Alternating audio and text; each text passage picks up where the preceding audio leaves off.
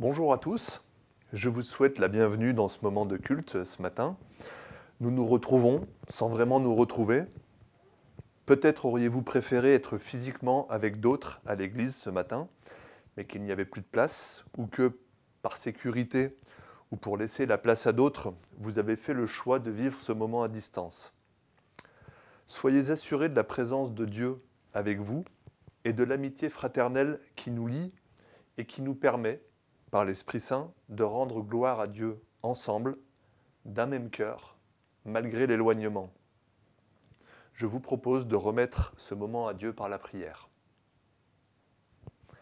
Père Céleste, nous te remercions pour les circonstances particulières dans lesquelles nous vivons ces derniers temps, pour les circonstances dans lesquelles nous vivons aussi ces moments aujourd'hui, moments que nous voulons te remettre.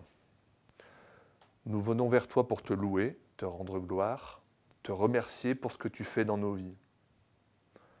Nous te demandons de libérer nos cœurs et nos esprits des soucis de la vie pour nous concentrer sur ta personne et sur l'œuvre de salut que tu as orchestrée en Jésus-Christ, incarné sur la terre pour nous révéler ton amour et assurer notre salut en mourant sur la croix. Devant sa perfection, tu l'as ressuscité des morts et nous croyons qu'il nous prépare une place auprès de toi et qu'il reviendra pour nous y emmener. Amen. Je voudrais plus particulièrement ce matin dire merci à Dieu pour deux points particuliers qui m'ont touché ces derniers temps. Ils révèlent le caractère très concret de la présence de Dieu. Notre Dieu est un grand Dieu, puissant, tout puissant. Il a créé l'univers, les cieux, la terre et l'homme pour qu'il y vive. La Bible nous dit que nous ne pouvons pas voir sa gloire et vivre tellement il est puissant et glorieux. Et pourtant, ce grand Dieu s'intéresse à moi personnellement. On dit souvent que Jésus est venu pour sauver l'humanité.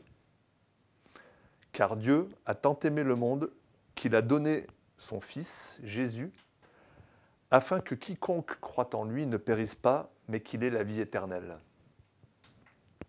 Le monde, quiconque, sont des expressions bien génériques. Mais Dieu me connaît, Dieu nous connaît, chacun par notre prénom. Psaume 139, versets 13 et 16, « C'est toi qui m'as formé, qui m'as tenu caché dans le sein de ma mère. Quand je n'étais qu'une masse informe, tes yeux me voyaient. Et sur ton livre étaient tous inscrits les jours qui étaient fixés avant qu'aucun d'eux existe. » Dieu nous connaît personnellement, de la même manière qu'il connaissait Zachée. Vous savez, cet homme de petite taille qui grimpe dans un arbre pour apercevoir Jésus. Jésus l'interpelle par son prénom. « Zachée, hâte-toi de descendre, car il faut que je demeure aujourd'hui dans ta maison. » Luc 19, verset 5. Je vous propose d'écouter le chant infiniment grand et de le chanter également si le cœur vous en dit.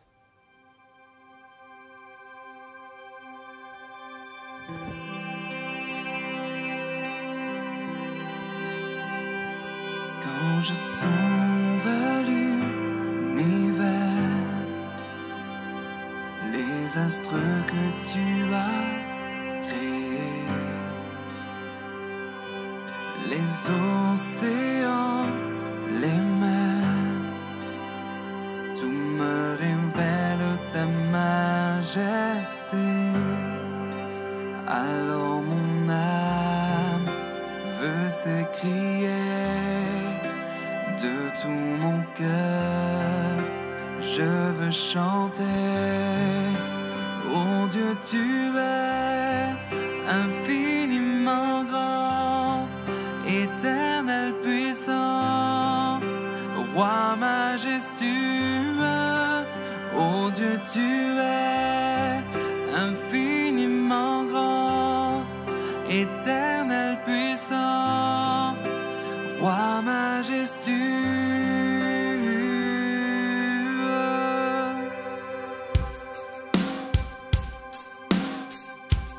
Quand je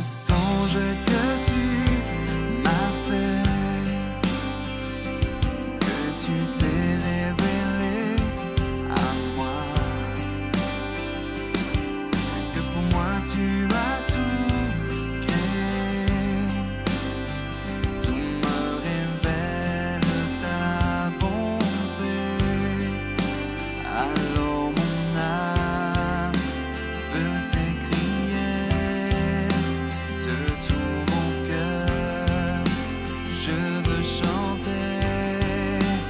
Alors mon âme veut s'écrier de tout mon cœur. Je veux chanter. Oh Dieu, tu es infiniment grand, éternel puissant, roi majestueux. Oh Dieu, tu es infiniment grand, éternel puissant, roi majestueux. Oh Dieu, tu es infiniment grand, éternel puissant, roi majestueux.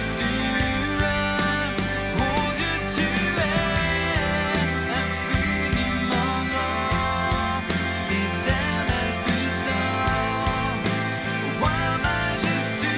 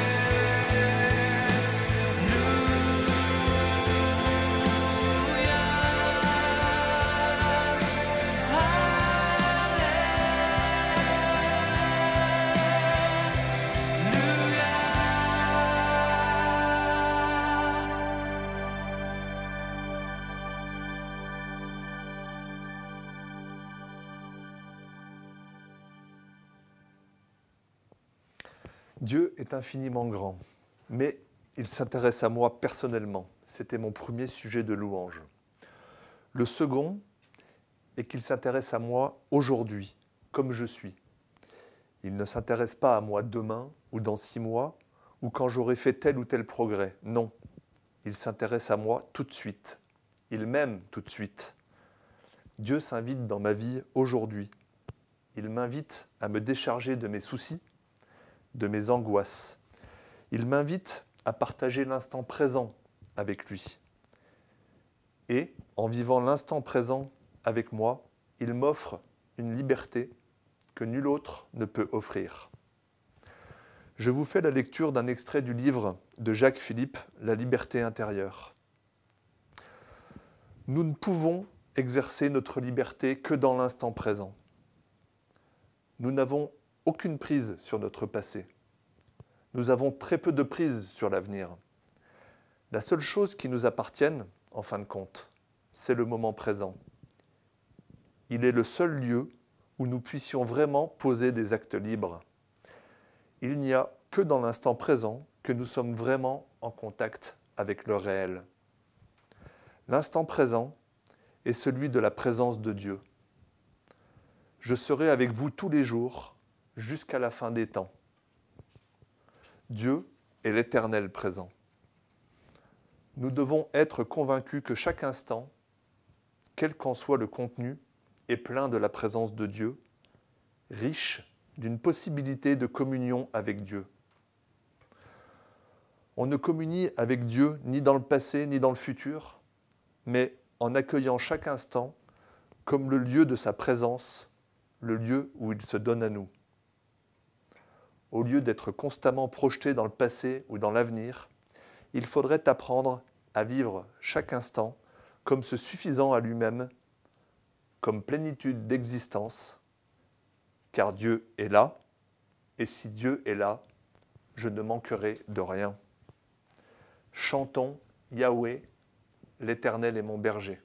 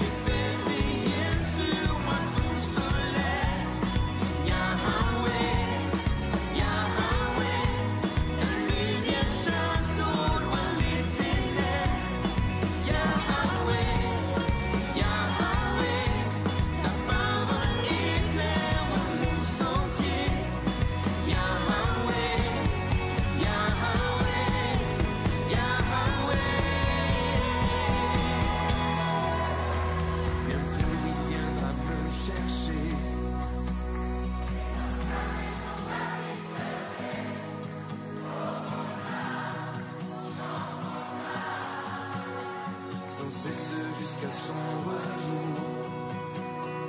Une âme chante son amour tous les jours à vous.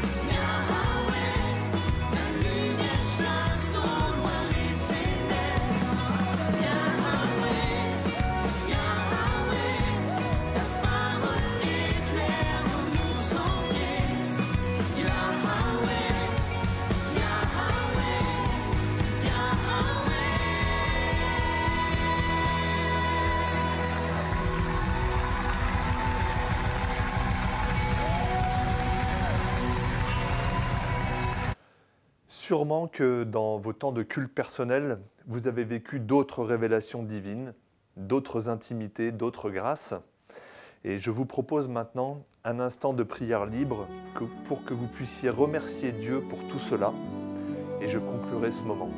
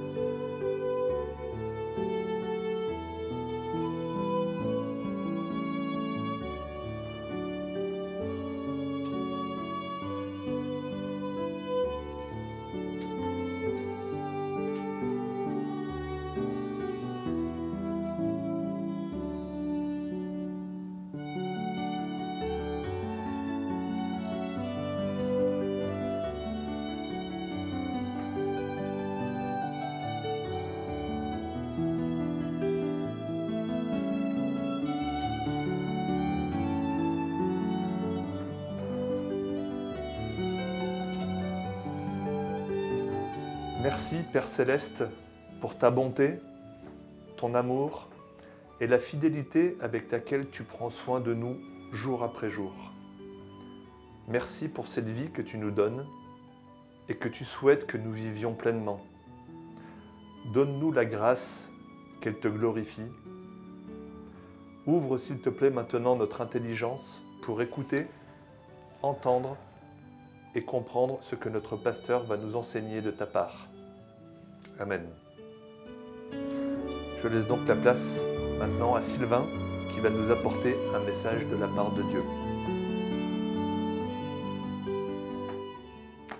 Bonjour à tous. Je vous invite effectivement à nous mettre à l'écoute de la parole de Dieu pour la méditer ce matin.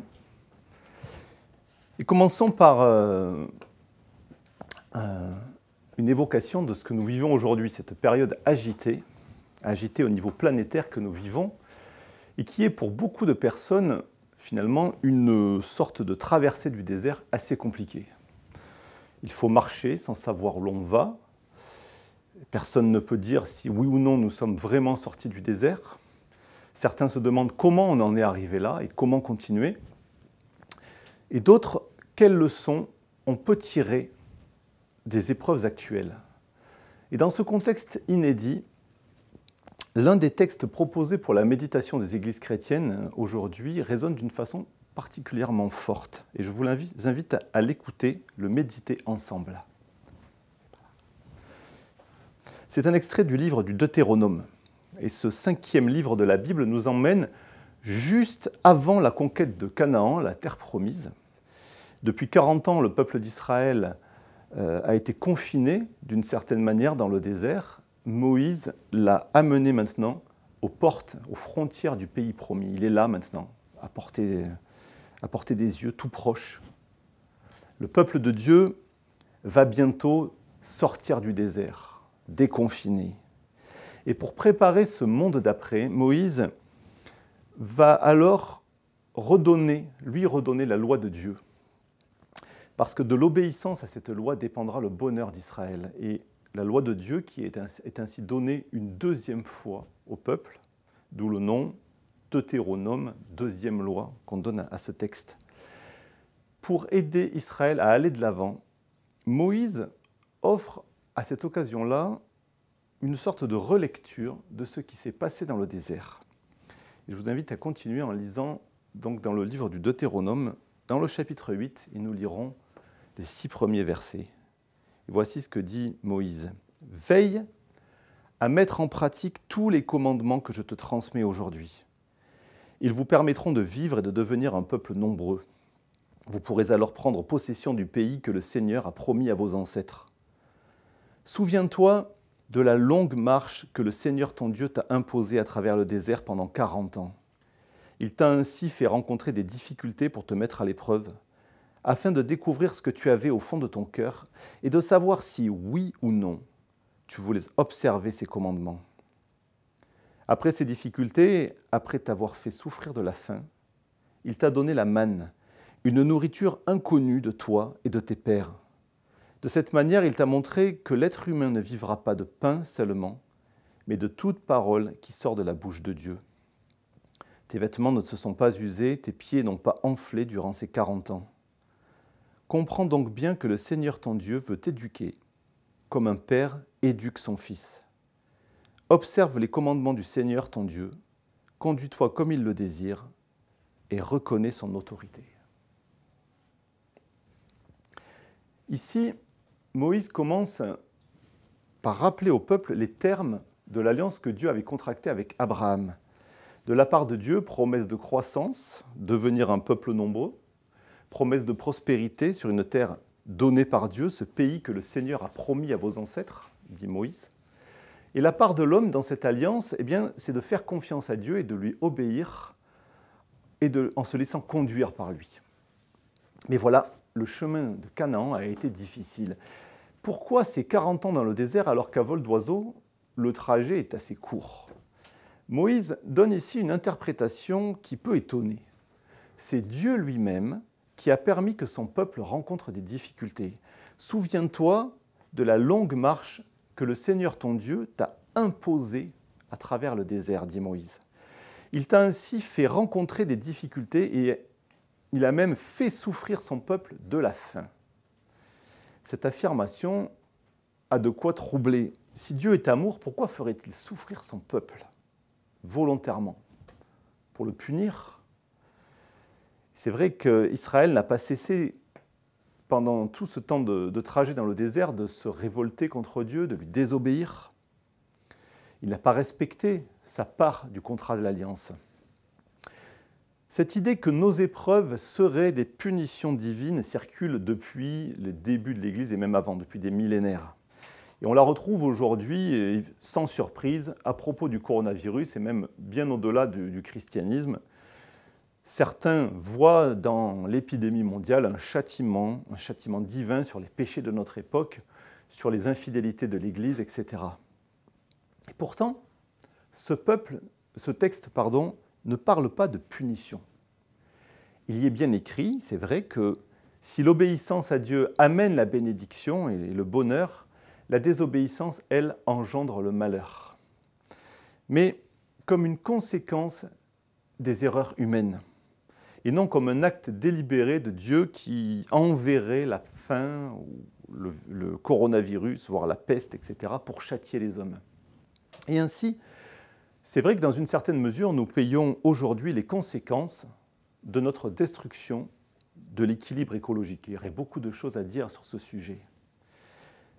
Est-ce pour autant que la justice de Dieu ne s'exerce pas contre le péché des hommes alors? Oui, un jugement se prépare et c'est vrai. Il aura lieu, ce jugement, quand Jésus reviendra. Et d'ici là, en attendant, nous sommes encore dans le temps de la grâce, dans le temps de la patience de Dieu. Et la présence du mal reste un scandale. Nous ne pouvons l'expliquer, même si nous avons envie de trouver des explications. Le mal reste un mystère opaque, comme le dit le théologien Henri Blocher. Et ici, Moïse ne donne pas de réponse générale à cette question du mal, mais il affirme que Dieu a permis le désert pour éduquer son peuple. Pour éduquer son peuple comme un père éduque ses enfants. Comprends bien, dit Moïse au peuple d'Israël, comprends bien que le Seigneur ton Dieu veut t'éduquer comme un père éduque son fils et reconnaît son autorité. Oui, c'est bien une épreuve éducative que Dieu a fait subir aux Hébreux. Une école à la dure, en quelque sorte, pour leur faire du bien à la fin, dira Moïse un peu plus loin au verset 16. Les souffrances du désert ont été un moyen de faire sortir les Hébreux de leur vieux travers. Et Moïse va citer notamment l'orgueil et le manque de foi. Et que ces hommes et ces femmes grandissent à la fois humainement et spirituellement à travers cette épreuve. Ainsi, dans le désert, Israël a grandi en connaissance de lui-même. Pour avancer, il fallait qu'il sache ce qu'il avait dans le cœur, savoir si, oui ou non, dit le texte, il voulait observer les commandements de Dieu. Et que, à travers aussi cette connaissance de lui-même et de la réalité de ce qu'il avait en lui, il gagne en humilité. Malgré la dureté de son cœur, Dieu, comme un père, a pris soin de lui en envoyant la manne, une nourriture inconnue, dit Moïse. Et ce don inattendu avait aussi une vertu éducative. Par les privations du désert et le don de la manne, dit le texte, Dieu voulait apprendre à son peuple que l'être humain ne vivra pas de pain seulement, mais de toute parole qui sort de la bouche de Dieu. Voilà l'enseignement clé du désert. L'homme ne vivra pas de pain seulement, mais de toute parole qui sortira de la bouche de Dieu. Nous connaissons cette formule, mais que signifie-t-elle, et notamment pour nous ? Eh bien, pour mieux la comprendre, revenons sur cette histoire de la manne dont on peut tirer plusieurs leçons. La première, qu'on vient de voir affichée, c'est celle de la confiance. Leçon numéro 1, la confiance. La manne, c'est d'abord une école de confiance. La manne, cette forme de pain que les Hébreux trouvaient chaque matin sur le sol qu'ils devaient récolter, illustre la grâce agissante de Dieu. Il ne laisse pas mourir son peuple de faim, mais il pourvoit concrètement à ses besoins. Et cependant, il le fait avec une nourriture inconnue, et ça implique quand même de la confiance de la part d'Israël. Vous savez, ce n'est pas pour rien que le nom manne vient de l'hébreu man'ou, qui signifie littéralement « mais qu'est-ce que c'est ?» Il y a de la surprise. Le peuple réclamait à Dieu la nourriture qu'il avait laissée derrière lui en Égypte. Et Dieu lui donne cette substance étrange à ramasser. Ainsi, la manne, c'est une école de foi. Dieu apprend à ses enfants à recevoir ce qu'il envoie avec confiance, comme quelque chose de bon, même si ce n'est pas ce qu'ils attendaient. Et si ces réponses à nos prières, à nos besoins sont parfois surprenantes, eh bien, il répond, et c'est pour notre bien. Et il nous invite à lui faire cette confiance-là. Alors, ouvrons nos cœurs et soyons prêts à être surpris. Quelle est la manne qu'il va nous envoyer aujourd'hui ? La manne, c'est aussi une école de dépendance envers Dieu contre le désir d'autosuffisance et l'égoïsme.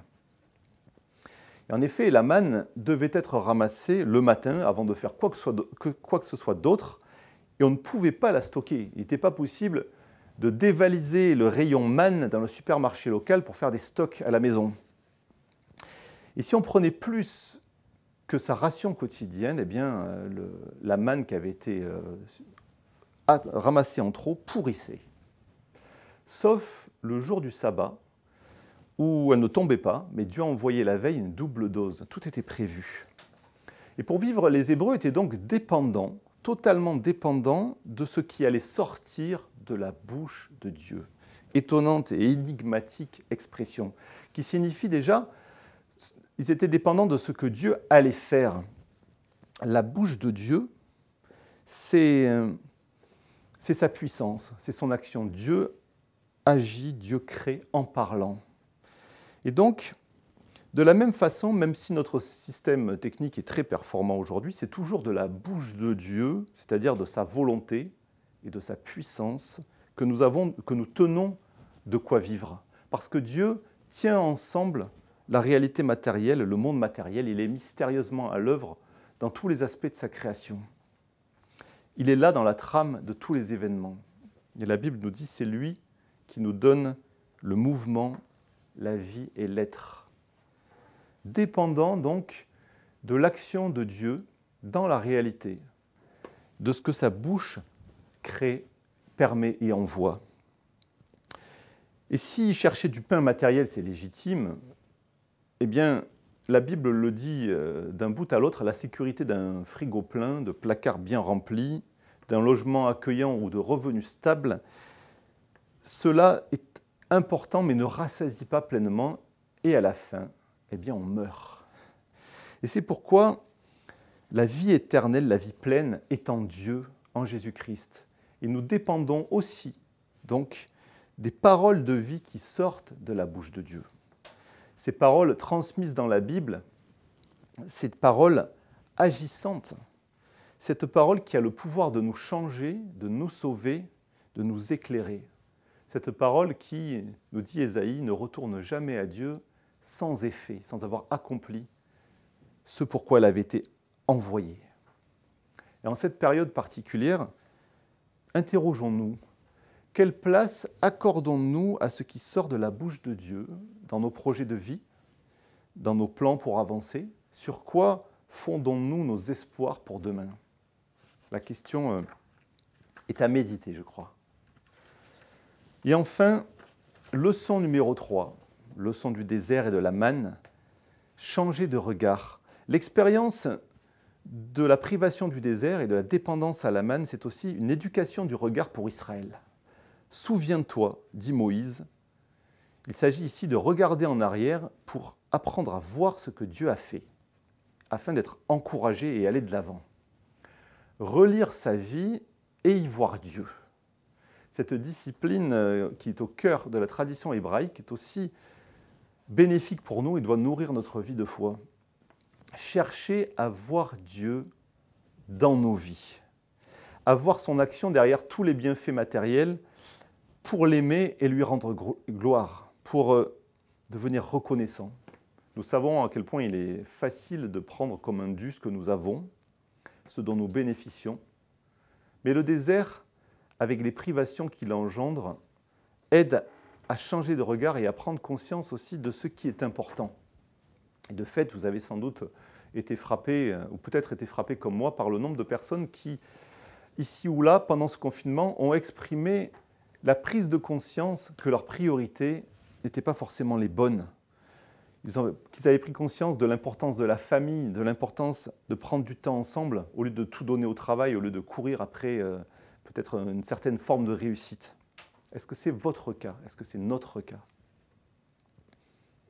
Alors, peut-être vous interrogez-vous, vous dites-vous en m'écoutant, mais quel lien entre le désert, la manne et un changement de regard? Le récit de la tentation de Jésus en Luc 4 va nous aider à comprendre cela peut-être. Jésus vient de jeûner 40 jours, image des 40 ans que le peuple a passé dans le désert. Et voilà ce que dit Luc. Il ne mangea rien durant ces jours-là, et quand ils furent passés, il eut faim. Le diable lui dit alors, si tu es le Fils de Dieu, ordonne à cette pierre de se changer en pain. Jésus lui répondit, l'Écriture déclare, l'être humain ne vivra pas de pain seulement. On retrouve ici cette parole du Deutéronome. Lorsque Jésus est tenté par le diable dans le désert, il cite ce verset du Deutéronome. Dans une confrontation de regards, justement, que se passe-t-il?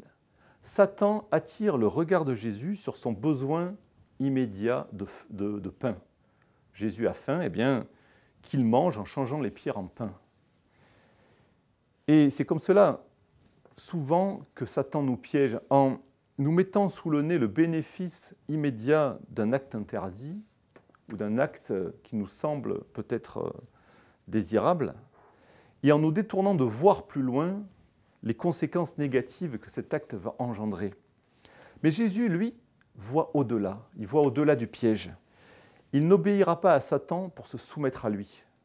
Jésus voit au-delà le plan de salut du Père, son royaume à établir, et c'est de cette parole-là, de cette volonté de Dieu-là, que Jésus se nourrit, pas seulement de pain. Et ça permet à Jésus de réussir là où Israël avait été en difficulté, parce qu'Israël a perdu de vue bien souvent le pays promis, la destination, le pays qu'il attendait au-delà du désert. Il n'a plus vu que la difficulté de la marche, le besoin de pain, les privations, et il s'est révolté contre Dieu. Mais Jésus, lui, voit au-delà jusqu'à la croix. Il voit notre salut qui dépend de son obéissance, qui dépend de son acceptation, de sa souffrance, et il résiste au diable. Nous aussi, il nous faut apprendre à voir comme Jésus, avoir dans le passé la présence et l'action de Dieu, la présence de sa grâce, et à garder les yeux en même temps vers l'avenir, sur les promesses de Dieu et sur son royaume. Oui, il y a des déserts, oui, il y a des privations, oui, il y a des blessures. Oui, la crise actuelle met peut-être en péril un emploi, une situation, des projets, une certaine sécurité. Et ne pas vivre de pain seulement, cependant, c'est ne pas nous laisser accaparer par ces soucis du jour, ne pas nous laisser envahir par ce qui frappe les yeux, ne pas nous laisser non plus intoxiquer par les pains frelatés que Satan nous met sous le nez. C'est affronter tout cela avec confiance, avec courage, en mettant notre espérance et notre foi dans le royaume de Dieu, en nous accrochant à Dieu pas à pas, instant après instant, comme Benoît nous y a invités tout à l'heure, avec le regard de la foi, en regardant plus loin le royaume où il nous conduit. Nous ne pouvons pas faire cela tout seuls, mais nous pouvons compter sur Jésus qui est la manne envoyée pour soutenir notre marche dans le désert. Moi, dit Jésus, je suis le pain vivant descendu des cieux. Si quelqu'un mange de ce pain, il vivra pour toujours. Tout Israélite devait chercher la manne chaque jour, je l'ai dit, de bon matin en quantité suffisante. Et de même, nous sommes appelés à chercher en Christ, à chercher dans sa parole, dans sa présence, notre nourriture, chaque jour, avant toute autre activité, de façon à être pleinement rassasiés, en nous appropriant par la foi en particulier les dons et les promesses de Dieu. Jésus est notre secours, notre paix. Son esprit nous guide, nous réconforte, nous fortifie. Et avec eux, Dieu, notre Père, nous conduit vers un bonheur plus grand à travers tous les déserts. Alors, laissons-nous enseigner, laissons-nous conduire. Et au final, je crois qu'on peut retenir de ce texte deux disciplines pour mieux tenir dans les déserts de la vie. La première, c'est de prendre chaque matin des forces avec la manne de la parole, la présence du Seigneur. Avant notre journée de marche, instant après instant, comme Benoît l'a souligné encore une fois, il y a un instant. Une lecture biblique, un temps de prière pour lui remettre notre journée, que non pas simplement parce que c'est un devoir ou une bonne habitude, mais vraiment pour que Jésus, notre manne, nous ouvre les yeux sur sa présence avec nous, que son esprit nous remplisse, qu'il nous guide. Nous avons besoin de vivre de cette parole-là. Et puis chaque soir, nous souvenir, relire notre journée dans la prière à la lumière de la parole de Dieu. Comment Dieu a-t-il été avec nous aujourd'hui? Quels dons, quelles paroles, quelles leçons nous a-t-il envoyées? Et le Notre Père peut être un bon support pour nourrir ces moments-là, cette prière que Jésus nous a donnée justement pour nous rappeler l'ensemble des promesses du Seigneur. Alors que la parole de Dieu nourrisse notre marche, qu'elle affermisse notre foi, qu'elle ravive notre espérance, que sa grâce réjouisse nos cœurs, que son esprit nous éduque et nous rende davantage semblables à lui. À lui seul soit la gloire. Amen. Vous pourrez retrouver sur le blog pastoral les questions qui ont été évoquées ici ou là au fil de la prédication. Et je vous laisse prendre un temps de silence maintenant avec cette question. Je regarde mon parcours. Quelle manne Dieu m'a-t-il donné dans les déserts que j'ai traversés? Je le remercie pour cela. Je peux lui demander de renouveler ma foi. Je veux m'appuyer sur lui. Je veux me mettre tout entier au service de son royaume sans me laisser totalement accaparer par les soucis de la vie. Prenons un instant pour laisser résonner cette question.